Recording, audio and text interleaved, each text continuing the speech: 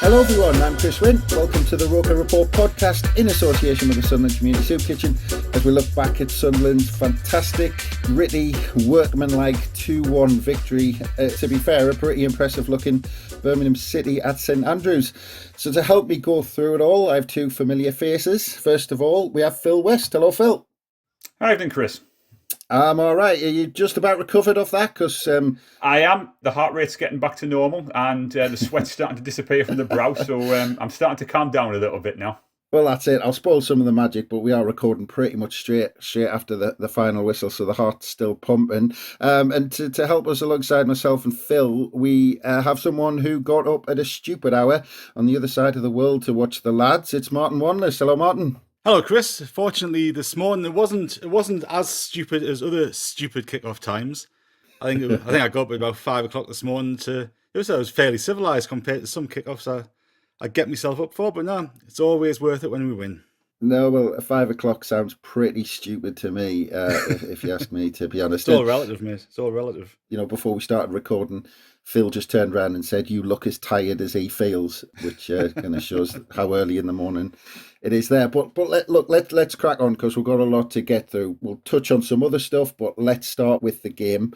Tony Mowbray made 4 changes from Saturday's defeat at home to Cardiff. Luke O'Nien was out through suspension. Dennis Serkin had a calf injury, according to some of the reports, which I didn't know about before the team was announced. Patrick Robertson and Barr dropped to the bench. So Trey Hume, Corey Evans, Alex Pritchard and Niall Huggins came into the side. And it was Niall Huggins. He was playing his first game for the first team since September 2021, which is pretty incredible. He's had a bit of a hard time of it, so it was good to see him back.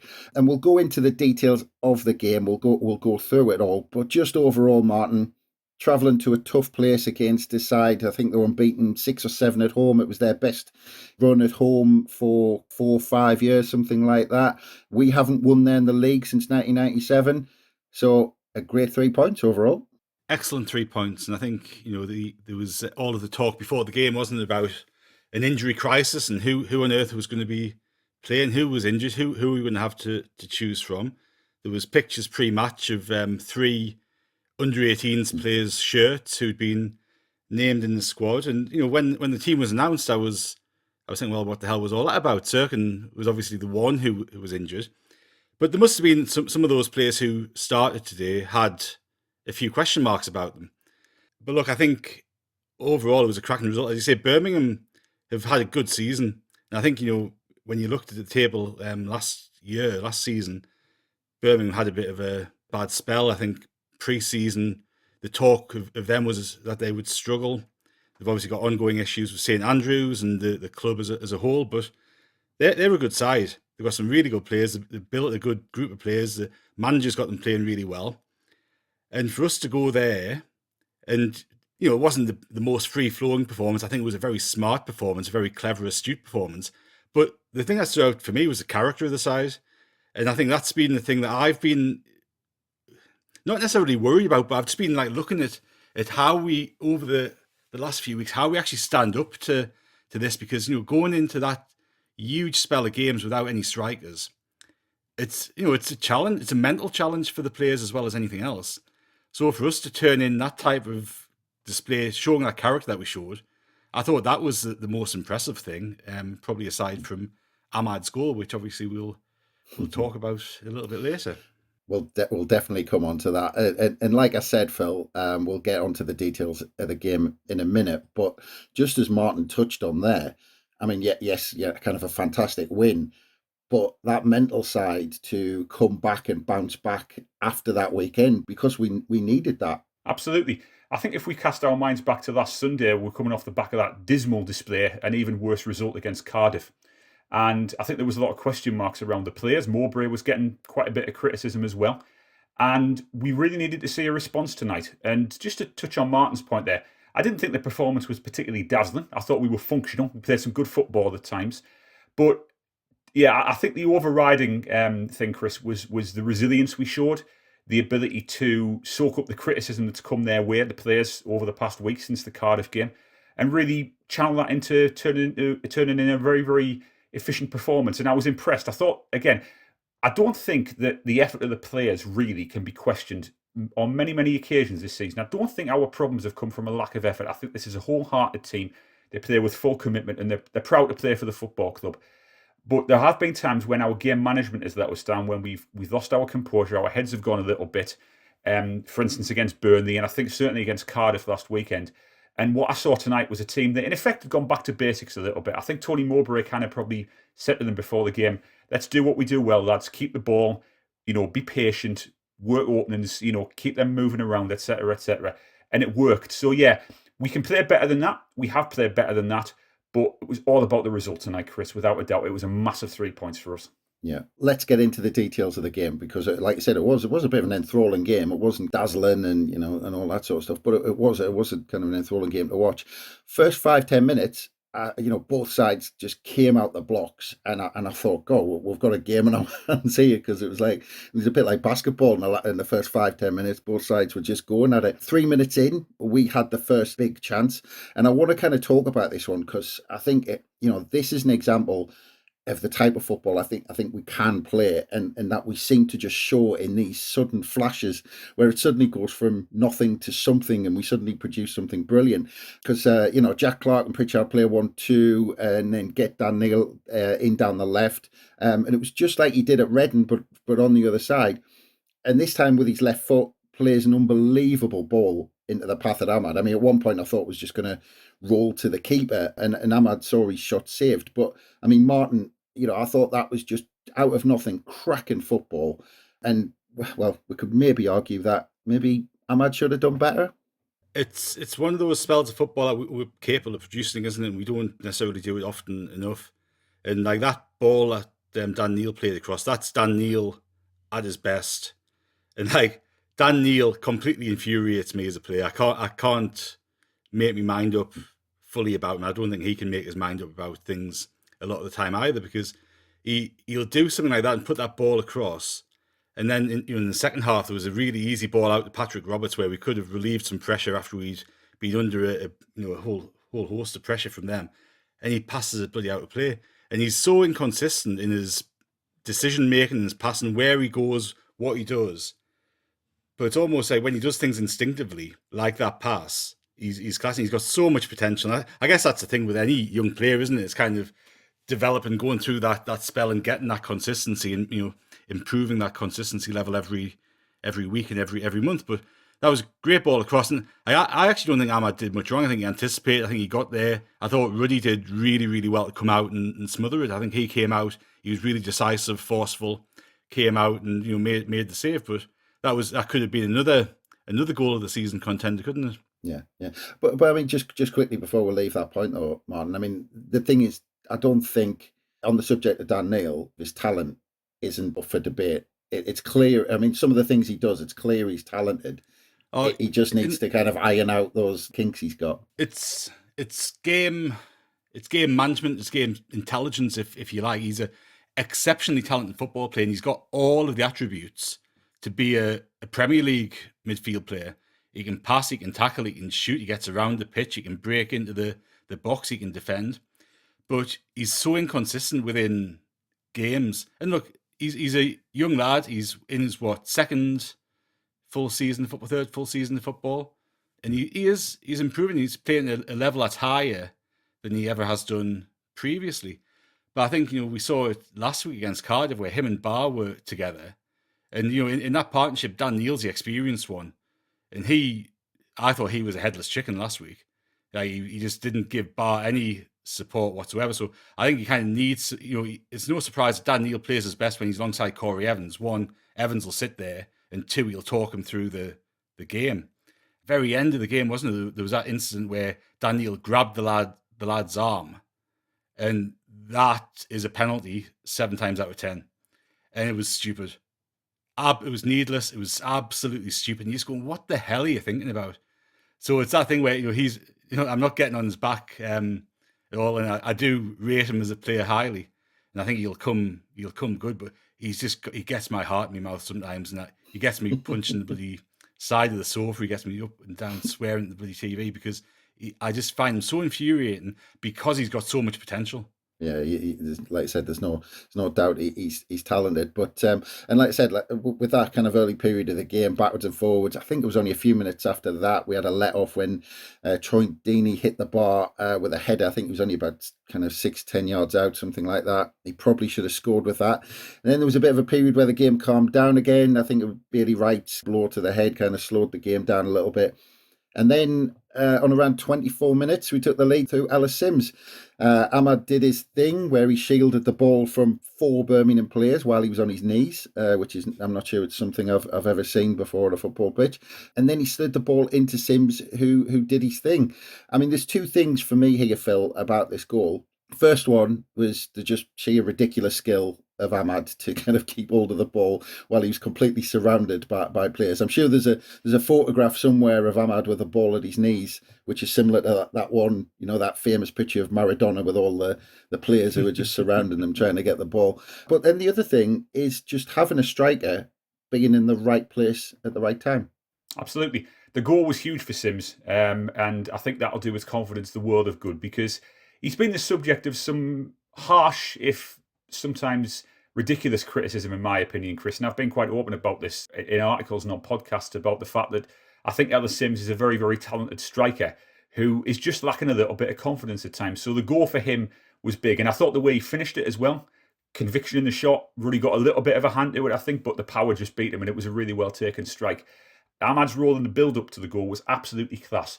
I thought he was brilliant all night, if I'm being honest, and I'm sure we'll come on to his goal later on, but he's a real live wire. I think if someone said to me, how would you describe AMAD in a single word, I would say live wire, because he's unpredictable, he's got a good change of pace, he's got really good ball control. He can be a bit frustrating at times as well. There are times when he can run down blind alleys and he'll lose the ball cheaply, and you'll be left thinking a little bit of could have been better there. But I thought that tonight he was really, really good. He showed exactly why Man United paid all that money for him and why he was so highly rated by them. But yeah, just the way that the skill he showed in that, and I always love to see footballers who, in a very confined space, can keep the ball under their control, but can also work a space to pass a ball out to a teammate, which is what he did. And yeah, it was a really well worked goal, great for Simms, but AMAD's role in it was top class as well. Yeah, and I can guarantee I'm not going to miss out talking about AMAD's goal. We'll get onto that soon. But I mean, just Martin, I mean, you on the goal, I mean, I assume, of course you enjoyed that one, but it's good to have a striker back, isn't it, who gets into those positions when, if people have got the ball on the edge of the box, there's someone waiting on the shoulder, because you saw him just anticipating it. He didn't want to go offside, he held his run, and then he just got slid in. But that's a position strikers take up, isn't it? And it's a huge difference, and it's what we've been missing over the past few weeks, isn't it? I think we spoke in a podcast a few weeks ago about the importance of a striker, and we've had this spell in football generally, haven't I? think it's obviously been led by Man City over the couple of seasons prior to this one, where they've played hand without a striker and try to walk the ball into the net. And if you've got players like they have, you can kind of get away with it. But for everybody else, you need a striker who's not only the focal point of the side, but plays on that last line of defence, makes a smart run, can anticipate the run to hold the offside and beat the offside trap, and can finish. And the ability to finish in tight situations where you've got one chance and a couple of seconds to think about it, like it's a difficult skill. And as we've seen over the past couple of months, not everybody can do it. It's a very, very specialised skill. So you've got not only the all-round play of a striker, which we've missed, the ability to hold the ball up, stretch the game and all that sort of stuff, but you've got that finishing ability, and Ross Stewart has it, and Ellis Simms has it. The thing I like about Simms, which we saw very early on in Sunderland career, and we haven't seen that much since, because we haven't seen that much of him since, but he takes shots early. As soon as he sees the goal, he takes shots early. And again, we haven't got many players that do that. Like Ross Stewart doesn't necessarily do that unless he's sort of 6 to 12 yards out. So to have him back, and like as Phil says, he's got a bit of criticism, which is crazy. You've got a lad here who's just come to the club, gets injured, has been out for 2 months. He was, put back into the team on Saturday when he wasn't, clearly wasn't fit enough to start. But we were kind of going, needs must. It would be really beneficial to get 3 points here.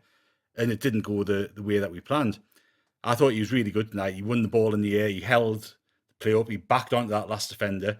Gave us an outlet ball, because we played a lot longer than we have done in previous weeks on occasion. And it was because we had Simms up there to give us the option of doing so. Because if you're whacking the ball up to Jack Clark or Alex Pritchard or Embleton or whoever else has filled in up there, it's going to come straight back. So it was nice to have that outlet. It was just a great finish. Ruddy got a little touch to it, didn't he? But he couldn't keep it out of the net. And it was just, instinct the striker has, hard, low, across the keeper. You're going to cause him a problem because if the keeper, if he does get a hand to it, it's going to pop back out and somebody normally follows in. So nice goal. And it was, again, just showed what we've been missing over the past couple of months. I think just to pick up on the point you made there, Martin, about the criticism, I think a lot of the criticism that you see directed at Simms is based on his body language, because he's got this kind of languid, sort of laid back approach on the pitch. Whenever you watch him on the pitch, he doesn't look, whereas Ross Stewart is kind of like always, like he looks taut, he looks tense, he looks ready to explode at any given moment. Simms is a bit more laid back, and he's not, he doesn't quite bust a gut as much as Ross Stewart does. And that's not a criticism, that's just obviously the way he plays. So I think that is part of why people see him as maybe being not the hardest worker in the team. But at the end of the day, a striker's currency is measured in goals, isn't it? And that was I think that was his fourth goal for us since he's joined the club. The first one for quite a while. It'll do his confidence the world of good. So I thought it was great to see him back on the score sheet. Really, really was. You know what it is? So like, I used to play up front, right? And my coach used to always say to me, just switch off, because the defenders will think you've switched off. So you don't go herring all over the place because somebody will be on you because they've got to keep on you. Just wander around and then explode. And I kind of thought that's what Simms did tonight. I think, there's potentially part of that where he's, that languid style. It's not him being lazy. It's waiting for the chance to actually do something meaningful. And, the defenders can just switch off momentarily. You don't need to switch off for very long to give a striker half a yard to score. So, there's potentially that aspect to it as well. You don't have to go like all bloody guns blazing, arsing all over the pitch to be putting effort in, because there's some smarter play to be had, and I think Simms is potentially kind of doing that sort of thing as well. Yeah, it's funny. I was going to say exactly the same thing, Martin, because a good few weeks back, there was an England under-21 game at Bramall Lane, and I took the Ben along to watch them, and we were watching the striker, and I think that, like you said, I think they're coached now to do that, where it's, don't go chasing down a defender who's got the ball, who's 15, 20 yards away, and he's just going to clear it anyway. I mean, save your energy, and then when the ball's within 10 yards of you, you kind of come alive, burst into life, and I think, as you described, I think that's how Ellis Simms plays. He doesn't bother, sprinting 20 yards if he doesn't have to, but when the ball's near him. And the thing is, well, Chris, just a final point on that, like, Simms has just come back from injury, and for him to play 90 minutes, he's got to manage his energy, he's got to manage his fitness, because he's not going to be 100% match fit, so he's got to manage himself through these games. And, some nice warm weather training in Dubai, a game against Millwall. We should be sort of seeing him firing on all cylinders when the action really sort of returns to a full fixture list in December. Well, that's it. I think even I might get back to full fitness if I had a couple of weeks in Dubai. But yeah, I mean, the rest of that first half was kind of a bit scrappy. I went a bit scrappy after that. And but the thing I wanted to mention in that, Phil, the rest of that first half is that from my point of view, we didn't really handle Troy Deeney in the way that he kind of dropped off, and he kind of picked the ball up between our defence and midfield, and it looked like Danny Bart didn't know whether to go with him. It looked like Corey Evans didn't want to drop in and mark him, and we didn't handle that at all. And we maybe got away with one when I think Troy Deeney dropped off, got the ball turned, and then played in Scott Hogan, and it ended up Patterson made a decent save. But I think we were caught napping, and actually we'll probably come on to Bailey Wright further on, but I think Bailey Wright was caught on his heels, but I think we got away with one there. Yeah, I think we did. I mean, Deeney impressed me all night, to be honest with you, Chris. Before the game, I had a bit of I'll be honest, I actually had a bit of a bad feeling about this game. I just felt that we were coming off of the Cardiff game. Confidence was a bit low. Obviously, injuries were biting again. And when you looked at Birmingham's team and you look at the wily old Foxes they were able to put up front there in Deeney and in Scott Hogan, I'm thinking to myself, we could be in for a bit of a rough one here. And I think Deeney was very, very impressive. It was good old-fashioned, no-nonsense centre-forward play. I mean, if we'd had a striker like Deeney, he'd have been a fan favourite within a couple of games at Sunderland, because it was really, really take no prisoners stuff. But it was intelligent as well, Chris. As you said, he was moving around very, very smartly. He knew how to pull our defenders around, how to keep them guessing, how to bring others into play as well. And yeah, the chance that Hogan had when he was clean through, I thought Patterson did really, really well there to kind of come out. And I think that's what we need to see more of from Patterson. I think we said on the Burnley podcast after that game, when he was caught kind of in no man's land for one of the Burnley goals, I said he needed to be a bit braver and a bit more commanding. And I think he was for the Scott Hogan chance. So it was good goalkeeping. Defensively, I thought we were a little bit ropey all night. It wasn't calamitous stuff, but I mean, obviously Bailey Wright had an off night without a doubt. But I thought we were a little bit more organised. But yeah, Deeney was impressive. And we all know what Deeney's like. He's a physical striker. He relishes the confrontation. And I think he'd have been licking his lips at the prospect of getting into our backline. So yeah, I thought it was a good battle really between Deeney and our defence all night. Yeah. So we went in a goal up at half time, and then we came back out, and then 3 minutes into the second half, we go 2 up. Dan Neil picked the ball up after kind of we half clear from a Birmingham attack, but Dan Neil does fantastic. I think he beat his man with a little touch, and then he played a fantastic ball into AMAD on the right hand side. And then from here, it was all about, we touched on AMAD earlier on for the first goal, and it was all about AMAD again for this second goal, Martin. As soon as he got the ball, he just looked forward, didn't he? He was just positive, went straight at his man. And then once he got into the box, he took that little touch just to get half a yard. And then that finish, it was just a great goal all round, Martin. World-class finish, absolutely world-class. Like, there was no keeper in the world going to save that. It was just bent right into the corner, and Ruddy didn't have a chance. And, for all I criticised Dan Neil earlier, that bit of play there was Dan Neil at his best. Picked the ball up, energy, drive, went past somebody, picked a beautiful pass out, and set the whole thing going. And it was a really lovely team goal on the counter-attack. And it was so very important because, the stats were coming up, weren't they? That Birmingham had scored, they scored the majority of the goals in the first 15 minutes of each half. So you kind of go into start halves really strongly. We saw last week when we came out against Cardiff and they got a goal early on in the second half. So it was really important that we came out and, was not conceded. And not only didn't we concede, we managed to get that goal. And that changed the complexion of the game completely because, from Birmingham's point of view after that, if they leave any space and we get a third, it's completely game over. So, 1-0 they can afford to take a risk. At 2-0, they've got to be a little bit more pragmatic and try to play their way back into the game. And I think that was a great goal for us in terms of the timing and the quality, which was just stunning. Like, he's a funny player, isn't he? Like, he's got so much ability. And then sometimes you kind of wonder, like, what's his best position? I think over the past few weeks, we've kind of seen clearly his best position's coming out onto the right-hand side and playing off the wing. When we might, later on in the pod, we might kind of move on to sort of reflecting over the season as a whole so far and kind of what it means going forward and looking forward to the second half of the season. But I think, when we've seen AMAD at his best, he's been out on that right-hand side and Patrick Roberts hasn't been in the team.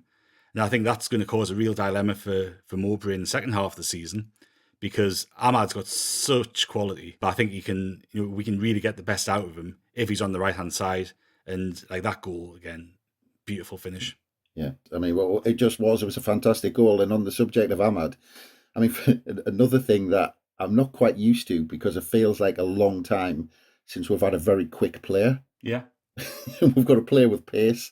And it just sounds odd because thinking back, I can't really remember many players over the last kind of 5-10 years really who've just had lightning pace. But whenever he gets up, even when he's chasing people down, he looks like he's doing it quicker than anyone else. When he's got the ball, looks like he's doing it quicker than anyone else. But on this occasion, getting the ball out wide, you could tell when he had the ball, he slowed it up a little bit. He had a look around, and then he knew exactly what he was going to do. And fantastic finish.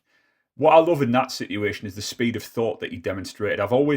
My thing for great football players is the players who can calculate what they're going to do in an instant and then they can execute it in the very next second. And that's exactly what he did. What I loved is that there was a little moment just as he entered the penalty area, he just shifted the ball from right to left foot and then bang. He didn't miss a beat. He just knew exactly what he was going to do. He knew where he was aiming. He knew exactly where that ball was going to go if he caught it sweetly. And it was just, I actually thought it was going wide at first. I thought he's just maybe overhit that a little bit. And then I love goals that just kind of cannon off the inside of the post and nestle in the back of the net as that one did. And actually, funnily enough, I don't know whether you lads noticed this on the replay.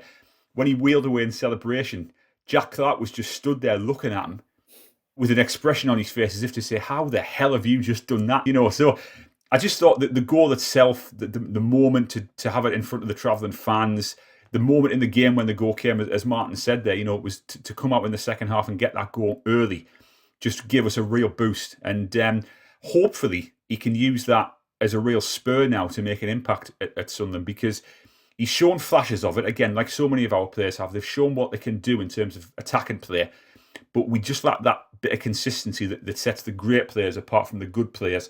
AMAD could be a great player for us without a doubt, Chris. He's got everything you need.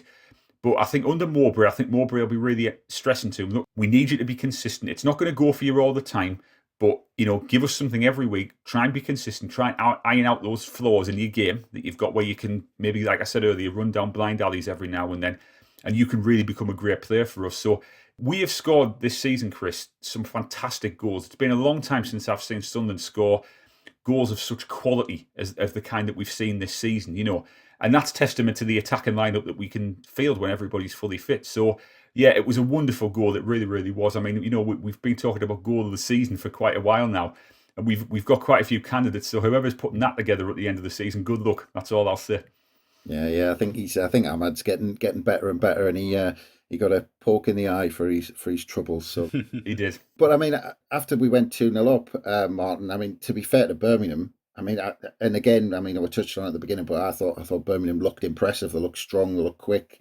They've got some good players in there, and they stepped it up after that goal, and they really kind of put us on the back foot, and they kind of pinned us in for periods after that, and then they pulled the goal back on around 77 minutes when a bit of a nothing ball from the left-hand side just wasn't dealt with by Bailey Wright. He just completely lost concentration. Jukovic passed the ball into the net. It was actually, it was a good finish. But, I mean, from our point of view, Martin, a bit of a crap goal to concede, really, because it should have been dealt with easily.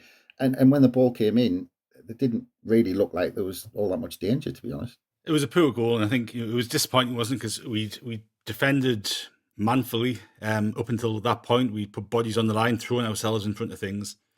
And then to give away such a soft goal, you kind of wonder what impact that has on the rest of the team as well. It shifts the dynamic of the game completely, but it's a bit demoralising for the team, isn't it? And Bailey Wright just swung a leg at it, didn't get anywhere near it. I thought the shot took Patterson by surprise, I think, didn't he? I think if Patterson had been expecting the shot, he probably saves that and probably gets across and gets down quicker. But he wasn't expecting that shot to come in. I think it was actually a good goal, snapshot. It was, get a sight of the goal and take a punt, and he got it in. But it's it's the second time in a week that Bailey Wright's cost us. Well, he almost cost us last week against Cardiff, didn't he? Passed the ball across, and Patterson got him out of trouble on that occasion. But I think in reality, Bailey Wright's our fifth choice centre half, isn't he? Ballard's out, Elise's out. 09 probably would have played there, could have played there. So he's not our first choice. He's a good person to have around the club. He's an experienced player. But, hopefully, I mean this with the greatest respect to Bailey Wright in the world, hopefully we don't see him that much in the second half of the season, because if we don't, that means Ballard, Danny Bart and Elise have all sort of navigated the second half of the season injury-free, because I think if those three are fit, and, you chuck 09 in there as well, I think that's a good mix of centre-halves for the Championship. And it was a shame, wasn't it? And I'm just glad it kind of didn't snowball, because that just gives them the momentum, doesn't it? You've got a decent amount of time to hammer us for the last 20 minutes or whatever it was, and thankfully we stood up to it. Well, that's it, Phil, and I'll bring you in on this, because I know Martin kind of brought it up right at the beginning, because Birmingham really put us under pressure. But I mean, I thought we kind of really dug in, and as much as we've praised the team for some of the football we've played. I mean, we've done it tonight, but on previous pods, previous games, we've talked about the football. But I think it's nice to praise them for the other side of the game, where we stand up to a side kind of throwing the kitchen sink at us. Because, I mean, by the end, just looking, I mean, they had Troy Deeney, Jukovic, Hogan up top for kind of most of the second half. And then we had that big scare with about, I think it was just over 5 minutes of the 90 left, when there was a bit of a scramble in the box, and then Hume cleared off the line, and then typically, as soon as I felt at Dion Sanderson, I thought, here we go, yeah, Dion Sanderson gonna get it. But then Patterson just threw himself at it and made that fantastic save. But it was a bit like that, Phil, in that kind of last period where we really dug in, and all the players were just throwing themselves at the ball and it was fantastic to see, because not too many occasions we've actually seen that side of this team this season. Yeah, it was a win at all costs approach in the dying stages of the game. As we were, the 3 points were within reach, and as Martin rightly said, as soon as Birmingham get that goal back, I mean, 2-0, as we all know, is an awkward scoreline to be in front by, because as soon as the opposition get one goal back, they get a little bit of belief. It can deflate you, and then the opposition start to get a bit of momentum behind them. The crowd. I mean, I have to say as well, Chris, if that game had taken place inside a full St Andrews, it might have affected our players a little bit. At times, it felt a bit like a behind closed doors game. I mean, I thought our fans were magnificent all night, but it just felt as if the home support really were lacking a little bit for Birmingham. I think they're doing renovation work on the stadium, so that was probably why. But yeah, at that moment in time, we've been here many, many times this season, haven't we, where we've been in a position of strength in the game against QPR, for example, where you need to be smart, you need to be composed, you need to make sure everybody's doing their job. And I just felt a collective togetherness in the team, where they said, we are not throwing this game away, lads. We've been here before. We've thrown away points from winning positions this season. We are not leaving here without anything other than 3 points in the bag. And that's exactly what they did. So it got a little bit desperate at times. It got a little bit ragged at times. It was like you said, it was bodies flying in here and everywhere, deflections. Patterson comes out and makes a great block. I don't know whether it was his chest or his hands or whatever. But these are the things that you need to go your way in order to pick up points at this level, Chris. I mean, we've all been there. We've all seen Sunderland over the years. We've won games by hook or by crook at times. And we've also conspired to throw games away by hook or by crook as well. And I just felt that mentally we looked so much stronger. And it was really good to see. Yeah, I think I was hiding behind the sofa at one point, because at one point I really did think that we leave with a point. But just stick with you for a second, Phil, because just two players I wanted to look at individually. Is just because they were kind of thrown in because of needs must, and you saw the cover we had on the bench. But Trey Hume and Niall Huggins, the way they've been in and out, and they haven't played that many games. I mean, especially Niall Huggins coming in after over a year out, playing in the first team. I just thought they deserve a little special praise, because I thought Niall Huggins, he must have been blown by the end and throwing himself at the ball. And I thought those two, considering that they're not being kind of first team regulars, I thought those two did really well tonight. Yeah, absolutely. I mean, when we have to remember that they're both very, very young, and they're both very, very highly rated. I mean, obviously, when Huggins arrived last summer, he came with quite a burgeoning reputation from Leeds. Obviously, when Trey Hume came over from Linfield back in the January window, there was a lot of people saying that he was going to be a really, a real find for us. And obviously, they've had the problems with injuries, and they haven't really been able to put together a consistent run of games for us. But I felt that Huggins particularly was really, really impressive. I thought the composure he showed. He had a few nervy moments in the first half. I felt Bakuna for Birmingham was definitely targeting him, and he looked as if he was really kind of relishing the chance to get his teeth into Huggins, as it were. But I thought he dealt with it well, and Hume was the same. I thought that they both acquitted themselves very, very well, and we need that depth in defence. So when everybody's fully fit and we can field a team that is totally injury free, Huggins and Hume are going to have a big, big role to play for us, because it's going to give Tony Mowbray scope to change things when the fixtures start to come thick and fast in the new year. And it's also going to give him, the ability to make changes in games as well, if necessary. So, yeah, it was good signs from both of them, I felt. Yeah, fantastic win, fantastic night. And that means we're broke up now. It feels like we're broke half term or something like that. It's really weird. We'll take stock. We've got plenty of time. We'll do that during the break. But I think, just off the back of that win, it's worth kind of doing a little report card, almost halfway through the season. We're breaking for the World Cup. And I've been banging the drum about this, Martin, so you can tell me if I'm talking rubbish about it, because I keep repeating this. But again, and it goes back, I did a piece at the start of the season where I likened it to when we got promoted under Dennis Smith, and we finished 11th in that first season. And I wrote a piece saying that for me would be par. That's kind of par for the season. Anything better, fantastic, brilliant, we'll enjoy it. Anything less isn't a disaster, as long as we don't get pulled in and sucked into that fight at the bottom. But currently sitting 12th in the league, we're 4 points off the top six. We're sitting 7 points off the bottom three. I'm more than happy with not quite at the halfway stage, but obviously we're breaking up for the World Cup. But if somebody said, would you take 12th going into the World Cup, 4 points off the top six, I'd have absolutely snapped their hand off. I think if you'd said to me before we kicked the ball against Coventry that in this spell up until we have this break for the World Cup, we'd have lost Alex Neil after 5 games. He'd walked out.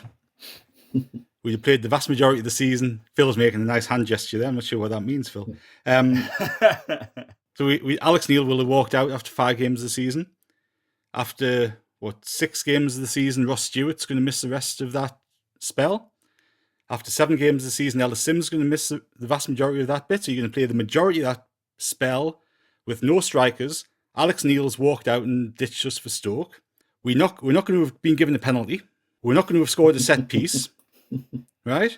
And would be 12th with 27 points.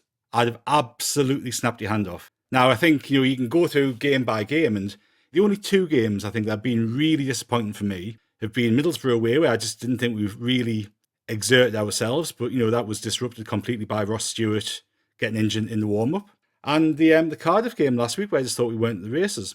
But I think you can go through that QPR game where we're 2-0 up with a couple of minutes left. You can go through some other games, can't you? Like the Watford game, where if we'd played another 5 minutes, we probably would have got all 3 points. So there's so many games where you can, if you look at it individually, go, well, we dropped points there, we dropped points there. And I actually think we've dropped more points than we sneaked, if you like. So I think we're kind of in a little bit of deficit there. So I think, for Tony Mowbray to come in and, I just think this win on Friday night against Birmingham is so massive, right? Because I think it just takes the pressure off. It ends that run of games on a high. Our points total and position look pretty good. We're kind of looking up rather than looking down. I think it relieves some pressure on Mowbray, because I think if we got beat, and especially if it'd been in a similar manner to what we played against Cardiff on Saturday, the knives are out, people are questioning them, the pressure's building up there. All of a sudden, getting Ross Stewart back becomes even more important, and you've got all this stuff around his contract, which no doubt we'll talk about in a sec. So I think if you look at all of that, like at the start of the season, Chris, I was kind of of the same mind as you. My sort of prediction, if you like, and this was on the basis of us having Alex Neil, Ross Stewart playing the vast majority of the games, all that sort of stuff. I'd be like, if we finish 10th, 11th, 12th, brilliant, right? Because, if we'd stormed League One last year and won it with 110 points, you might be thinking a little bit differently about coming up. But we got through the playoffs, deservedly so. But it's a big jump. And we've seen over the past few years teams coming up out of League One. It's a grind in the Championship. It's a hard league. And I think we've kind of underestimated potentially how big a jump that is, or some have underestimated it. Because if you think about it, we haven't been in the Championship before this season. We haven't competed in the Championship for a hell of a long time. We had one season where we didn't bloody lay a glove on anybody. So we can't use that as a barometer. So, this is the first experience that most people have had, or a lot of people have had, of the Championship for a long time. And it's a tough league. So, for us to be sitting here, coming in this break in 12th position, 27 points from 20 games. Yes, home form needs looked at. We need to improve that. But that's the promising thing, because there's areas of improvement that are really obvious. Home form, set pieces, get the strikers back. They're not that difficult to solve. It's not as if we've been playing with a full strength team every week and playing to our maximum and we've got to this point. There's easy room for improvement in that second half. So, Tony Mowbray's got settled in. Let's see what you can. I think he did a really good job tonight. Like, I think he got some deserved criticism on Saturday. I thought he made some poor decisions before the game in hindsight, and at half time and during the game on Saturday. But I thought tonight he got absolutely spot on. I thought we were pragmatic, we were dogged, we did that nasty side of the game really, really well. We saw the time out at the end of the game. I thought we were great when we had the ball down in that corner. We played out 2 minutes just by kicking the ball off them. So look, I think all things considered, coming into this break in that position, you've got to be happy, haven't you? You've got to be content at least. Well, that's it. And we'll get on your report card, Phil, so far, because, I mean, Martin's right. I mean, kind of you go through the games and, you could look at, Coventry opening day, QPR where we threw it away, Sheffield United, I was there that night, we deserved something out of that. Yep, Norwich game. I mean, we like I said, we went down to 10 men against Sheffield United and deserved something. Like you said, the Norwich game, we deserved something. Middlesbrough, we were a bit off. We kind of got something out of the Watford game. Then there was those 2 disappointing goalless draws. And actually, I was just going to add to that, the disappointing games. I thought one of our worst performances but not a full game, was the first half at Swansea. I thought we were really poor in the first half at Swansea, but we picked it up. But yeah, then there was Blackburn, where we were so unlucky with the referee's decisions at Blackburn. Then there was the Burnley game where we should have gotten 3 points really from the position we were in. But you take all those things into account, and you still look at where we are, Phil. And like me and Martin have been saying, I mean, you've got to be happy of how we're doing so far. Without a doubt, Chris. I said during the summer that the first aim for this season for a newly promoted team is to stay in it. Make sure that you are not in a relegation battle. Make sure that you're not jeopardising the future of the club by flirting with relegation again. We could not afford to be in that position. We've got some hard work still to do, but I think we're in a promising position. Now, there's a few points I want to make on this. The first point is, the last time we were in the Championship, we were a disgrace. We had players who didn't want to be here. There was no team spirit. We were under 2 inept managers. The club was a shell. This time, it feels different. The club is progressing on and off the field. We've got a good team spirit, a great team spirit, actually, I would say, based on the evidence of the Birmingham game. We've got a capable manager. There is so much still to come from this team, Chris, that is really exciting. As Martin said there, the games that we have tripped up in this season, some of them have been because of our own shortcomings. Some of them have been through, like, for example, Norwich. They were able to change the game by bringing Timu Pukki and Todd Cantwell on, players with Premier League experience. This is all part of the learning process in this league for me, Chris. You know, a lot of these players are sampling this division for the first time. It's a tough league. It's an open league. I think the players have acquitted themselves very, very well. So in terms of the overall picture, I think I would sum it up by probably saying good, but could be so much better. But that's not necessarily a criticism. That's just an observation, because we have not really looked out of our depth in any games this season. We've had bad performances, without a doubt, where things haven't gone our way and we've kind of aided and abetted the opposition through our own mistakes. But at no stage have I watched us this season and thought, oh God, these players look a little bit outmatched here. It looks as if it's a step too far for them from League One to the Championship, because there was that narrative over the summer, wasn't there, that these players were only good enough for 5th in League One. Would they make the step up? You know, did they have the quality to make it in the Championship? Well, I think we've got our answer, Chris, if I'm being honest with you. I think that a lot of them have done very, very well. Some of them, you know, have had bad performances and iffy spells of form, but that's okay. That can be rectified. So in summary, I would say that it's been a good start. I think the league position is very respectable, but there is so much more to come. And, you know, when we can field a fully fit squad, when we've got Ross Stewart back, when we can call on Adji Elise, when we've got Ballard to come into the defence, we are going to be a match for anyone in this division, Chris. And I really do think that come January, with some good additions in the transfer market, and I know we're going to come on to the meeting on Monday and the fallout from that, with some good additions in the transfer market in January, there's absolutely no reason why we can't push on, maybe even finish on the fringe of the playoffs. I still think the top 6 is going to be a push. I think automatic promotion is out of the question for us this season. But for me, it's all about putting those solid foundations down, Chris. We have to make sure that this club is ready over the coming seasons to progress and then eventually build for a promotion push. And I think patience has to be the watchword. So for me, I would say a solid 7 out of 10. It's been good. It's been enjoyable largely, but it could have been better. But that's exciting. Yeah. And I'm exactly the same. I mean, when I look at it, I just see positive things. I see, like I said, players who are young and they're getting better as the season goes on, game by game. We've got the January transfer window, you know, looking at the last couple of transfer windows with Christian Speakman and how that's been managed. I mean, I'm almost kind of quite excited to see what we do and see what business we get done. You know, Monday evening, Christian Speakman, Kirill Louis-Dreyfus, Steve Davison and Dave Jones, they held a meeting with Sunderland fans, discussed a whole range of topics. Me and Craig discussed some of those in midweek. And I'll just add at this point that me and Craig also discussed that we'd probably get a positive result against Birmingham, so I just wanted to call that out. That I think we might have called that, but he was a good guest, Craig, wasn't he? Well, I enjoyed listening to Craig. Well, that's it. Yeah. Well, I have to admit, I said we'd stuff Cardiff 3-0, so I can't say I get kind of too many right. But yeah, I mean, just on midweek for you, Martin, there was kind of, like I said, range of topics. I mean, what stood out for you as, you know, something that seemed like one of the most important points that were raised in midweek? Well, I think the obviously the issue that's come out of it and been talked about subsequently is Ross Stewart, isn't it? And the model, if you like. I think what Dave Jones had said, we weren't selling anybody now, but that time was coming close that we're cashing in somebody. And, you know, whether it's Ross Stewart or whether it's somebody else, that will happen. You know, I think you and Craig said it, Chris, the other day, every football club is a selling club. Every player is up for sale for the right price. So there's not a football club in the world who won't sell a player if the money's right. I think we've had an absolutely abysmal record of selling players.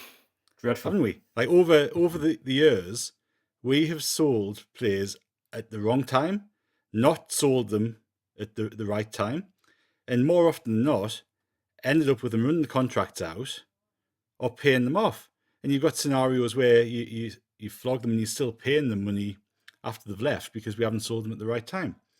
So, you cast your mind back to, Lamine Kone's, where, if you could turn back time, as Cher might sing, you'd go back to that point, wouldn't you? Take the money from Everton and invest in that side, because that could have changed the whole course of the past 6 years. If we'd accepted that bid from Everton, we might not have gone down to League One. In fact, I don't think we would have. So you've got these points, and they're actually massive decisions and massive turning points, right?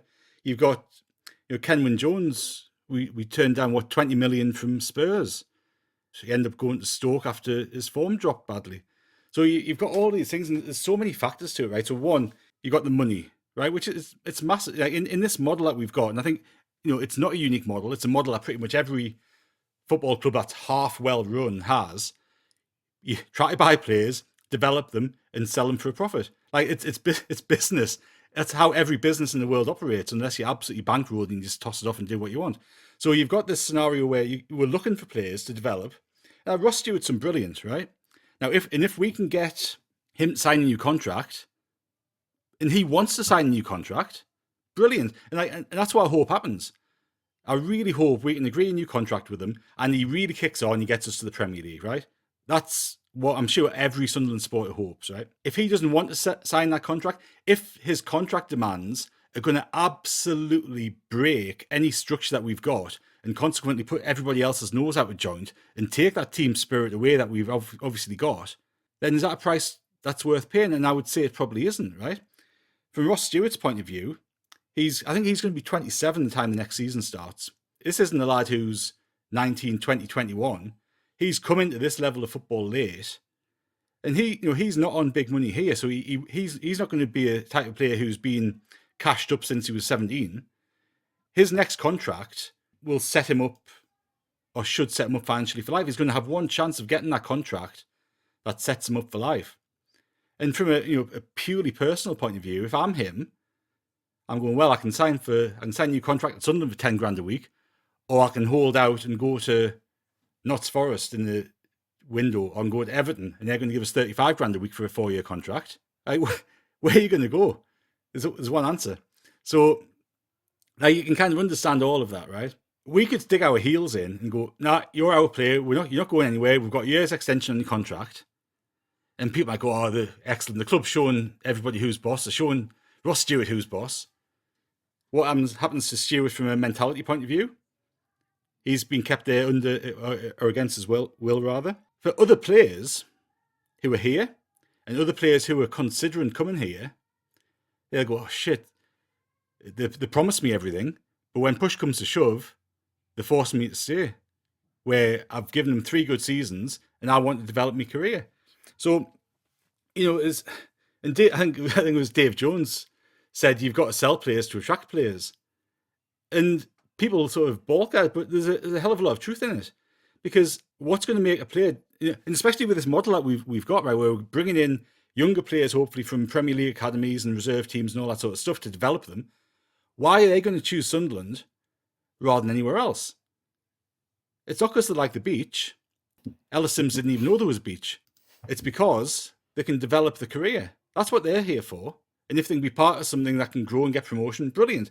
But they're here, okay, because this is the right move for me, for my career at this point in time.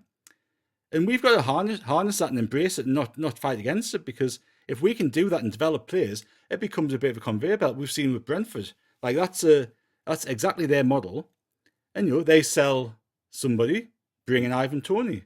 It's like that, isn't it? You get, if we got, I don't know, I'm plucking figures out there, if we got 12 million for Ross Stewart, you can go and invest 5, 6, 7 million into a new striker. Whereas Ross Stewart cost 200 grand or 500 grand or whatever it was. So you incrementally get better with every sort of cycle that goes through. But, again, I really hope we get an agreement with Ross Stewart and he's delighted to sign a new 3 or 4 year contract. That's the ideal for everybody.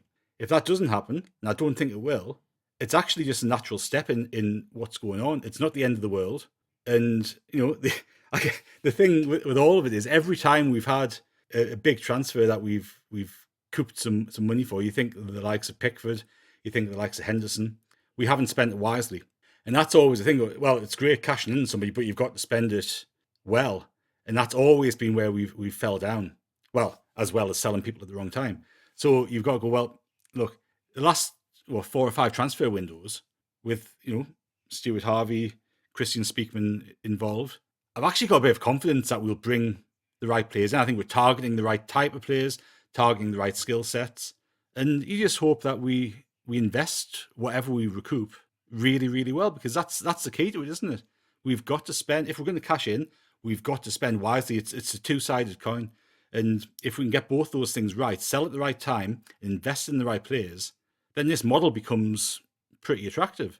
Now, we've got to do those things. We've got to sell at the right time and invest that money wisely once for people to get comfort with it, because otherwise you're automatically going to prickle against it, because it's actually, you'd rather keep Ross Stewart than gamble on an unknown. So it's going to be a really interesting window. Like I actually think he'll go in January. I think a Premier League club will put a big offer in for him, and if he hasn't agreed a new contract, I think our hand is stronger selling him in January than it would be in the summer. So I wouldn't be surprised to see him go in January. So it'll be an interesting one to see how that kind of unfolds. Yeah. Well, I have to admit it was hard concentrating on what you were saying there, Martin, because I just had visions of Cher on an aircraft carrier in fishnet tights after you kind of mentioned that. But me and you can debate when we let go of Marco Gabardini later on, Martin, whether that was too soon or what. But I mean, Phil, just your thoughts about Monday night. Like I said, a lot was discussed. I mean, what stood out for you? What stood out for me, I'm going to have my say on the Ross Stewart thing in a moment, but the issue of stadium renovations really caught my eye, because I think it's an issue that's been overlooked for too long now, Chris, if I'm being perfectly honest with you. We have a fantastic football club, but at the moment the stadium is not befitting of that football club, I'm afraid. It's showing its age. It's rusty in places. The outside of it is not particularly well appointed. The lighting's poor. The concourses are a disgrace, to be quite honest with you. The toilets are in dreadful shape. So I like the idea of them sprucing the stadium up. How much of it will come to pass, I'm not too sure. I know it's an issue that seems to be discussed quite regularly, but it's seldom acted on. So hopefully this time that's something they'll really push for and bring the stadium up to scratch, because we've been there 25 years now and it is tired and it is showing its age, and I think it could definitely do with sprucing up. So that was a big issue that caught my eye. Regarding Ross Stewart, look, I never thought I'd get over it when Craig Russell left. I was devastated when Michael Bridges left. When Darren Bent left, I could have put my fist through the television. When Josh Marger left, I thought the world was ending. I've seen them come and I've seen them go. You lads have as well. The danger is getting too attached to up there. And Ross Stewart is a magnificent striker. He's one of the best all-round centre-forwards we've had in years. And I think he has a great rapport with the fans. He's been at the centre of the team for such a long time now. He scored some crucial goals. He's taken to the Championship very, very well. But just to pick up on what Martin said at the start of his point there are very, very few clubs in world football who are what I would call apex predators, where they're immune from having their players poached. They're immune from bids coming in and, being liable to sell. I think Real Madrid are probably the only team in the world who could brush off any offers for any players. And the reality is that the majority of clubs, as Martin said, are selling clubs now. Most players in clubs like ours have a price, and that's just the reality of modern football. The tectonic plates in football have shifted now, Chris.